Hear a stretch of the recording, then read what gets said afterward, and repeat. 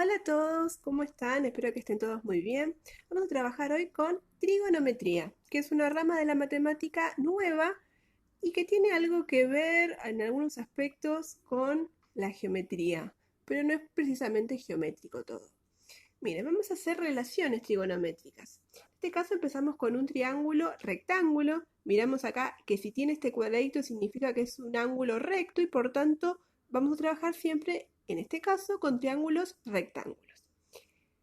Vamos a ver que, bueno, que tiene tres lados y el lado más largo, en este caso el A, ese lado se llama hipotenusa.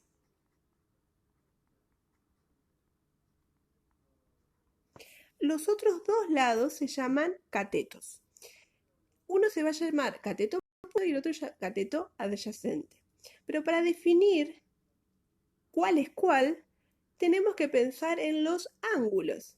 Este ángulo rojo se va a llamar alfa y este ángulo verde lo vamos a llamar beta. Para decir cuál es cuál, vamos a ver desde cada uno de esos ángulos. Entonces vamos a decir, con respecto al, con respecto a el ángulo alfa, entonces nos vamos a parar en esta esquina, en este ángulo, y desde acá vamos a mirar. ¿Cuál es el? Y el lado opuesto es el C. Entonces vamos a decir que C es el cateto opuesto. ¿Por qué? Porque está justo enfrente a C. Si nos seguimos parando en este ángulo alfa, ¿cuál es el cateto adyacente? Adyacente es el cateto, el lado que forma el ángulo, pero que no va a ser la hipotenusa, que es uno de los ángulos, uno de los lados que lo forma. Entonces, si está formado por la hipotenusa, el otro lado, el B, va a ser el cateto adyacente.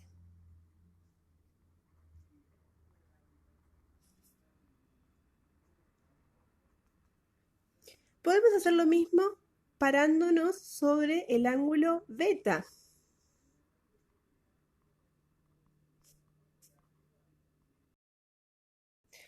Piquito que le ponemos arriba, recordamos que significa ángulo.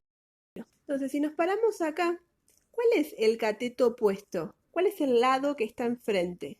El B. Entonces, vamos a poner que B es el cateto opuesto.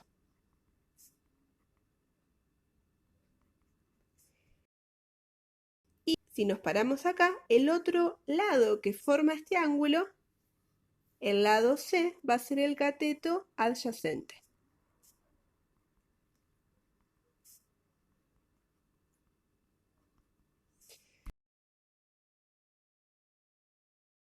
Dependen del ángulo desde donde miro, pero la hipotenusa es siempre fija en el triángulo. Tenemos siempre una hipotenusa y no va a depender desde donde mire. Dijimos que es el lado más largo, pero otra forma de reconocer la hipotenusa es pararnos desde el ángulo recto y decir cuál es el lado que está opuesto. El lado opuesto al ángulo recto va a ser sí o sí la hipotenusa, porque a veces no vemos la longitud muy exacta. Lo que vamos a hacer ahora es reconocer tres relaciones trigonométricas. El seno de un ángulo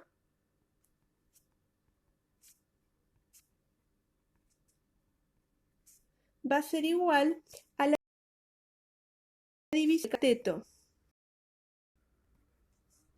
opuesto dividido la hipotenusa.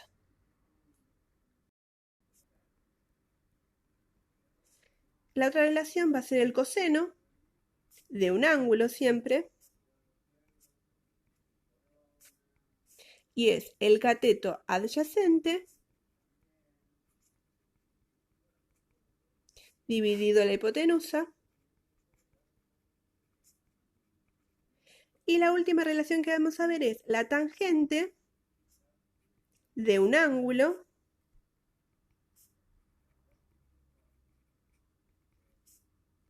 que es igual a la división entre los dos catetos. Primero el cateto opuesto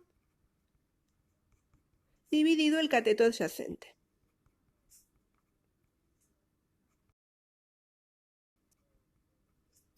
Esto lo podemos tener a mano siempre que trabajemos con trigonometría. Vamos a fijarnos que si vemos desde el ángulo alfa, ¿cuál sería el seno del alfa? Vamos a poner sen, ángulo alfa, es la división entre el cateto opuesto, que habíamos dicho que es C, dividido la hipotenusa, que la hipotenusa dijimos que es siempre A en este caso. Coseno.